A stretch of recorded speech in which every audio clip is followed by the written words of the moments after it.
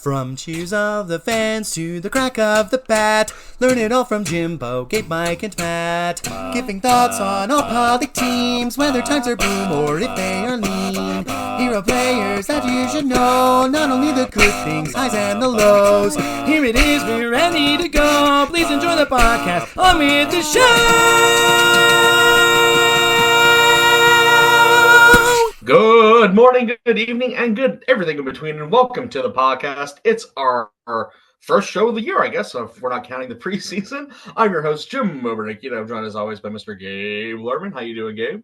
Trying to keep the vocal cords loose, the lips limber. I'm doing another podcast after this one, so I got to make sure my voice is in good shape. Oh yeah, and the first top 10 plays of the week video for this season. Keep your eyes posted to this here channel for that.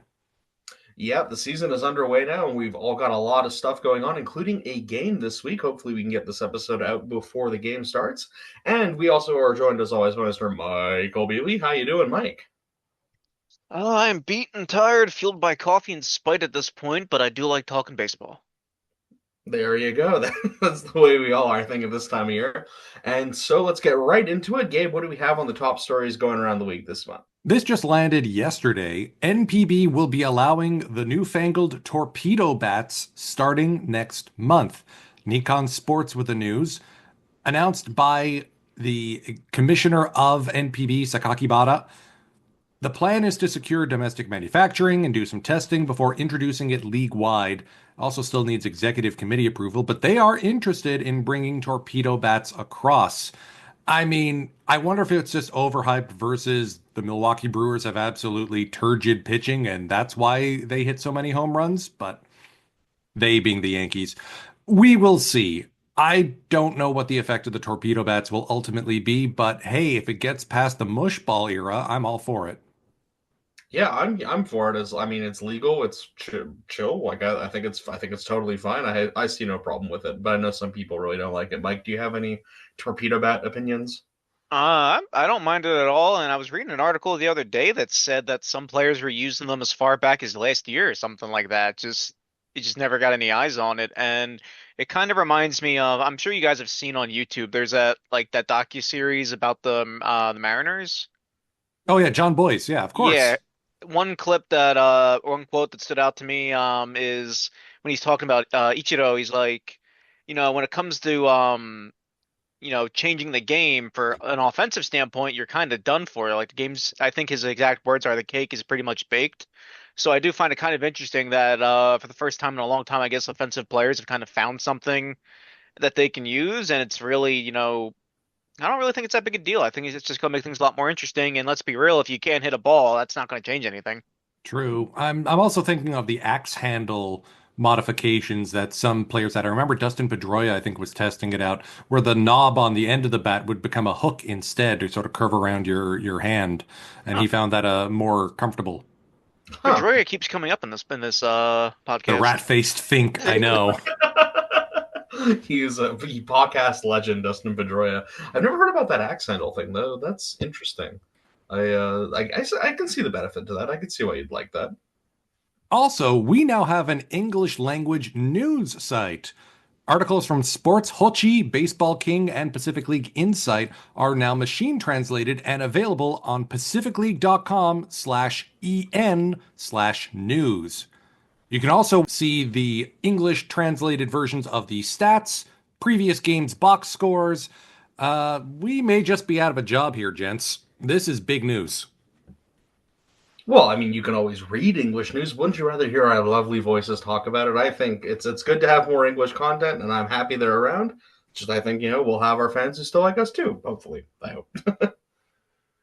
And on that page, I spotted a new promotion this year taking place during Interleague in June.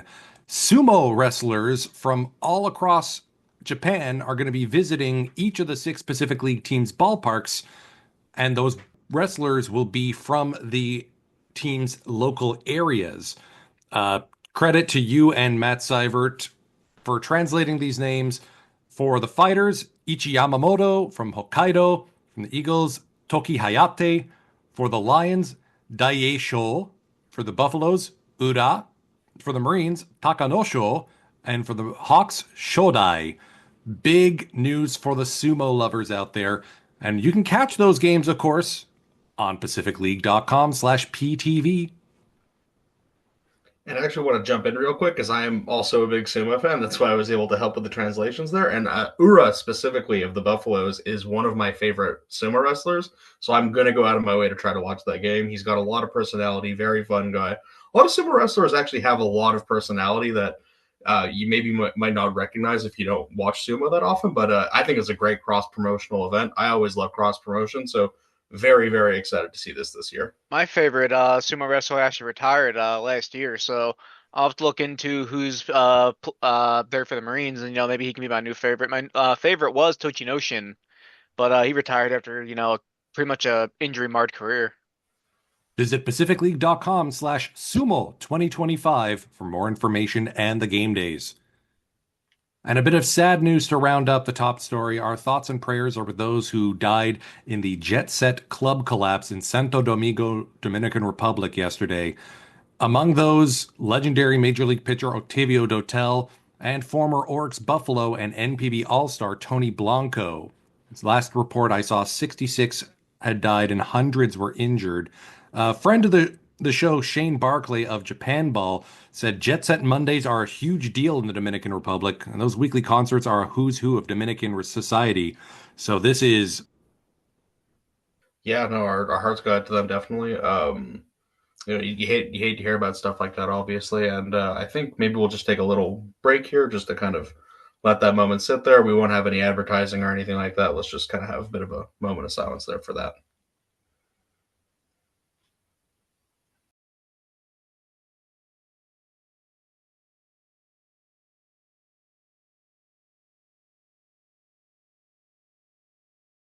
And so that brings us over to the main portion of the show with our first Around the Horn segment of the year, where we take a look at all the teams in the league from top to bottom.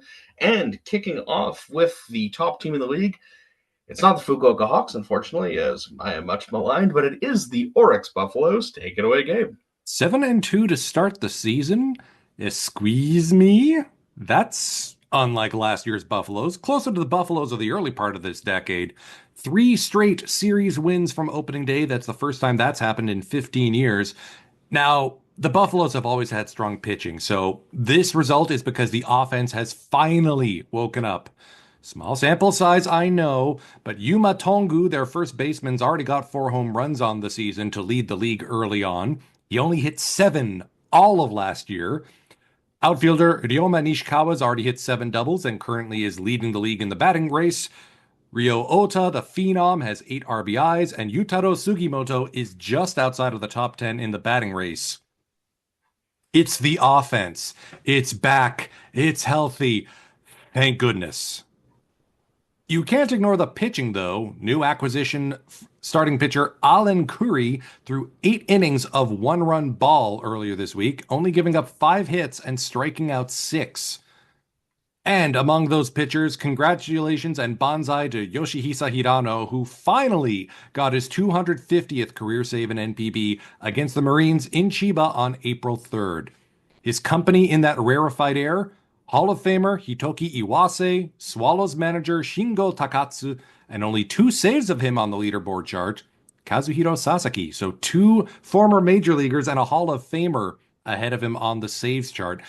I mean, we remember that game which he blew the save in the 9th. It was one of our midnight matinees, and after that, I don't think he got another save opportunity. He was pretty much banished to the Shadow Realm, so I'm thrilled that he got off the hump there.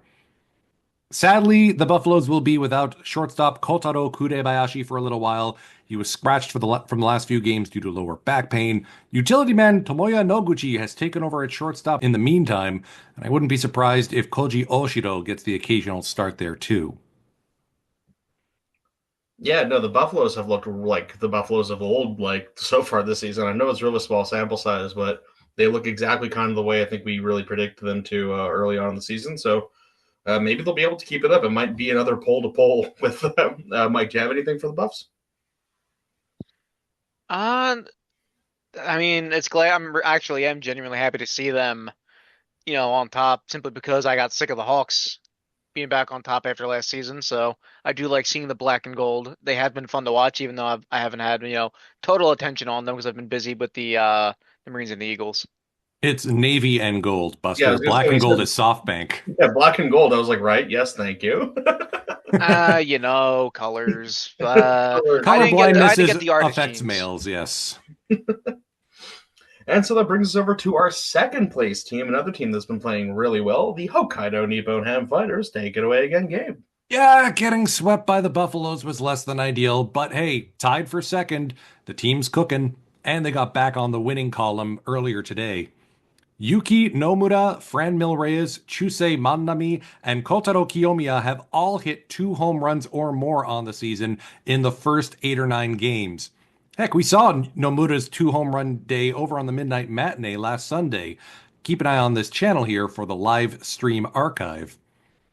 Earlier today, Hiromi Ito, starting pitcher, pitched his first complete game of the season, holding the Rakuten Eagles to 2 runs on 4 hits. That game was there to go to extras. Thankfully, Ito was able to hang on long enough for the fighters to take the lead. More on that in Mike's section. Ha ha ha. And the rest of the starting pitching hasn't been that hot just yet. I do want to shout out the bullpen, though. Setup man Ryusei Kawano, closer Seigi Tanaka, and middle relievers Takahide Ikeda and new signing Koji Fukutani have combined for 32 innings of scoreless relief over the first 8 games of the season. Wow, that's wild. And actually, speaking of Kiyomiya on that game earlier today, managed to catch the last inning of that, and he hit a beautifully smacked ball out to center field that I think technically will go down as an error, but it's because the fielder barely got to it because it was a really, really well hit, super clutch hit that put the fighters ahead to win that game. So, Yeah, that hey, was Tatsumi coming up just short. I mean, the Golden Glover normally makes those catches. If he makes it, that's in the top 10 place for next week. It's rare to see him fumble even just the slightest bit. yeah, but the fighters kind of seem to have that vibe. They really got sort of a good vibe going into the season so far. So definitely keep an eye out for them. And They another team, have the juice. and another team that's been having good vibes to kick off the season is the Chibalode Marines. Take it away, Mike. Okay, so for the Marines, they started off the season with a 3-0 sweep of the SoftBank Hawks, which I clearly was not expecting. I don't think many people expected that. I figured they thought it would go the opposite way, but very happy about that. After that sweep, though, it's kind of just been on again, off again. Right now they're tied for second with the Fighters, 5-4, so they could have been in a better position, but the offense just kind of decided to stop showing up for a couple of games. But that's fine. It's the proverbial it's early, as we like to say. Because Kazuya Ojima had a very nice game on Saturday, pitched 8 scoreless innings with 7 strikeouts before handing things over to Tydon Guerrero for the save. So that was a very good game, and the Marines really did need that after losing to. Well, at that point they lost one, but they ended up losing that series to the Eagles. So that was pretty good there. Everything could have been a lot worse. Today, actually, Atsuki Taneichi had a really good game against Seibu, and though the score is 7-3 for that game was a lot closer pretty much the entire time because they was up against Kona Takahashi, and he only had one earned run over 5 innings, and Taneichi went 7 innings with 1 run. It was the bullpens for both teams that just kind of gave up the rest of the runs. Naoya Masada gave up 2 runs, and for the Lions, it was Shunsuke Sato who gave up 2, and Yuta Kuroki who gave up 4. But that was a pretty good match between both starters there. As far as We pitching are now goes, officially in Kona Takahashi winning a game watch. He's 0 for Ooh, 12 dating back to last season. woofda. shiny. Down on the farm, the Marines are 11-1-2 to start the season. Daito Yamamoto, keep an eye on him. 4 home runs, 16 RBI, 380 average. Koki Yamaguchi is also, raking as he does, getting in those RBIs and everything. Like to see both of those guys up on the top team later this year. And as far as everything else goes, Austin Voth, I believe it's Voth. I might be wrong. He's trying to put it together. It hasn't been the best right now, but I do hope to see success from him going down the rest of the season. Yeah, no, I'm always surprised when I see players who I expect to be on the team not be. So it would be nice to see Koki Yamaguchi get back. But I've been pretty impressed. I mean, I picked the Marines for last this year, if you guys remember. So definitely seeing them sweep Oh, the I Hawks remember. was sobering. Could be a word to use, but they've been decent. They've been pretty good. I'm also And, eager to see how the baby Marines continue to fare. 11, 1, and 2 is pretty good. And if they've got that talent down on the farm, odds are it'll start seeing results up at the top club. And I also think last time I checked the stats, Neftali Soto is off to a really hot start so far this season. So hopefully he can keep that up against people who aren't the Hawks and Lions. But so we'll kick it over to the team that's just sitting outside the playoff spot so far, the Tohoku Rakuten Golden Eagles. Take it away again, Mike. Getting into familiar territory, the Eagles always seem to follow the Marines on everything. They need to do something a bit different this year with that. They need to take first place or something. Let me go first. I don't know. But thanks to some rain, they're a bit short on games played, but that means they're only half a game back a second, so they're getting there. So Tatsuki Koja, who Jimbo can't remember his name, but he ought to after a three-hitter complete game shutout against Chiba at Zozo Marine Stadium. So, the Marines fan to me didn't like that, but the Eagles fan to me did enjoy that. It's impressive. Even reading his name, I can't remember him. It's incredible. Tatsuki Koja. Nope, doesn't ring a bell. Never heard of him. But someone we all have heard of is Toshiki Abe, our favorite Our player favorite here. player. We love him. We can't escape him. Like I said in the group chat, I don't see the Hat Man when I have sleep paralysis. I see Toshiki Abe having extended at bats. 50 foul at bats. Oh my God, it's awful. He won't stop. But he's got a triple already, and I believe he's batting like 359 right now. He's in the very early race for the batting title. So Just getting let's on see base where at a that goes. 400 clip. No big. Oh, he always does that. Maybe that's why he's always fouling off all those balls. He's just really trying to get more walks. But I was gonna say Tony Gwynn fouled off a lot. I mean, it's how you get on base, right? must have been. Good for the Eagles. Rui Munayama, their rookie, has a hit in 5 consecutive games to start his career. 6 of his first 7 multi-hit games in 4 of the last 5. He's doing pretty well. And one of the rare occurrences that I have a vocal thing on this channel in a video. I did a couple of the recap videos on the channel, and I believe he had a couple of hits in the one that I did. So go look at Munayama that. has been someone worth looking forward to, like a real true top prospect coming out of the Eagles org with some prospect hype. I hope he's exactly what they need to jumpstart that organization. Like we're talking Toratani, Kazuo Matsui level ceiling. Yeah, I remember when we were talking before, or like when we did our season preview, we weren't really sure about Rookie of the Year because we don't know who's going to be on the farm and who's not. But he is definitely making a case for it right away out the gate. It's good that I do hope he is the jolt that the Eagles need, because after these last couple seasons, it must be getting harder and harder to put on an Eagles cap every day as you go outside. But dependable outfielder Yuya Ogo got benched on Sunday after putting up 6 strikeouts in 3 games. So maybe a nice break will let him get his mind back in order and go back to raking. Or at the very least, getting back on base and stealing bases. Remember, I called Ogo for a 30-30 campaign in my crazy predictions. Don't fail me now, Yuya. I bought your jersey for a reason.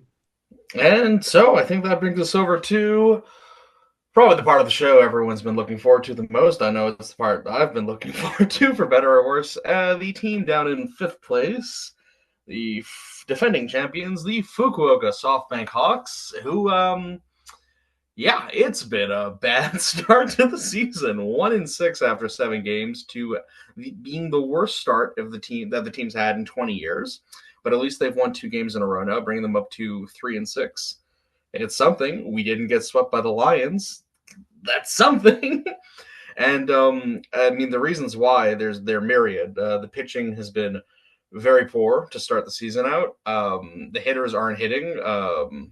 Richard Kanagawa's was very, very bad to start the season. They've already replaced him. And Levan Moinello is pretty much the only pitcher regularly holding up his end of the deal. Still, though, I mean, all things considered, let's still focus on the bad before I try to bring it back around to the good.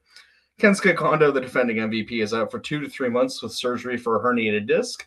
And you would hope that Yamakawa and Yanagita could step up, but Yanagita, even though he's been terrific to start the season, was out of today's game, and he can never just seem to stay healthy and stay on track.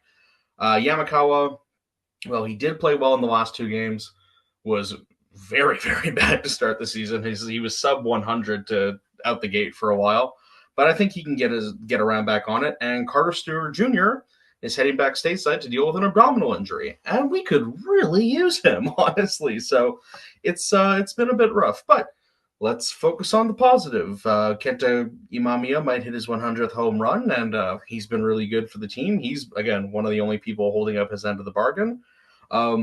This is a bit more inside, but Ryuta Hirose seems to be taking over at third base for Kanagawa, because Kurihara is also out.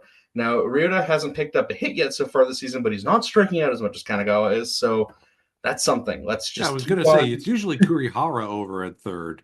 Yeah, but Richard Sunagawa is like just the next big prospect to come up.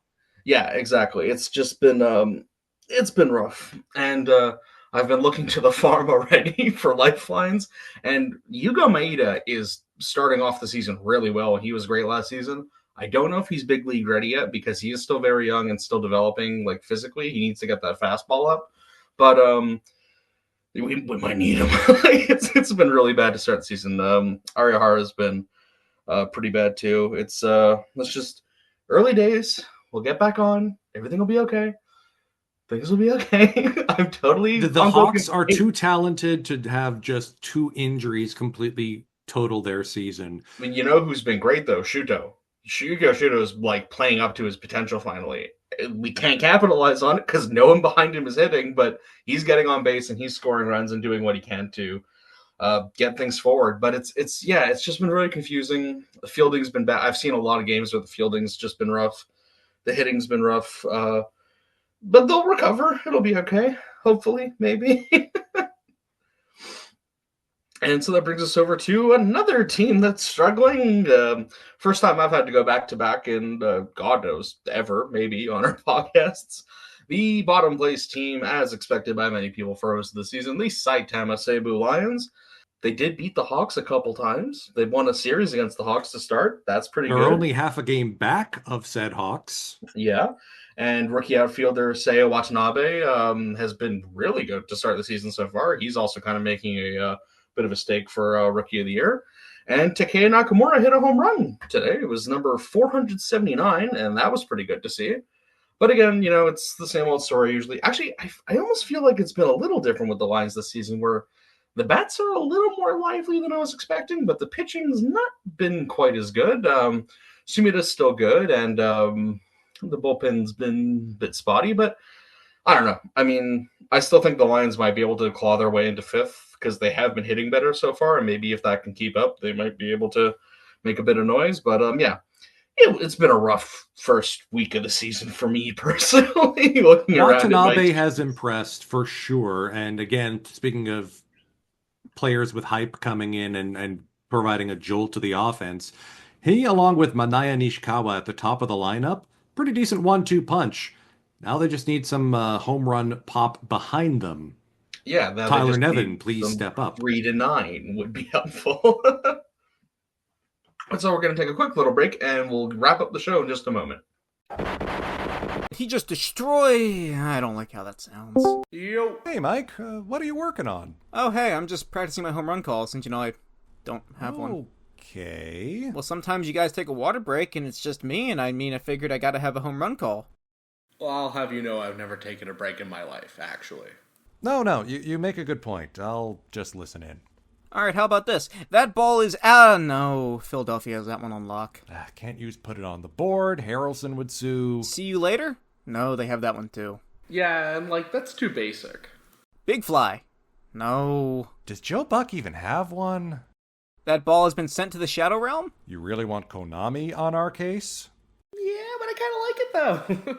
Alright, how about this? Mighty, sugoi hamanentes. What about that one? Please don't debase yourself by becoming an anime sidekick. Is that a no? Guys? Where'd you go?